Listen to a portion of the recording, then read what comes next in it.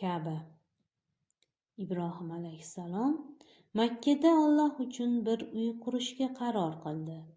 Chunki uylar ko'p bo'lib, ular orasida Allohga ibodat qilindigani yo'q edi. O'g'li Ismoil bilan ishga kirishdi. Tog'lardan tosh ko'chirib kelib, Ka'bani qurishdi.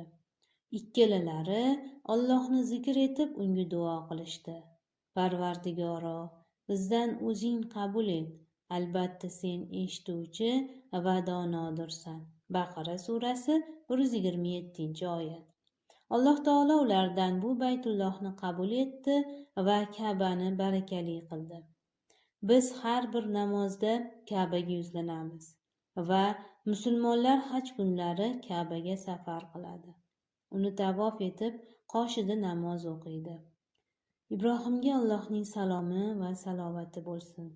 Ismoilga Allohning salomi va salovati bo'lsin.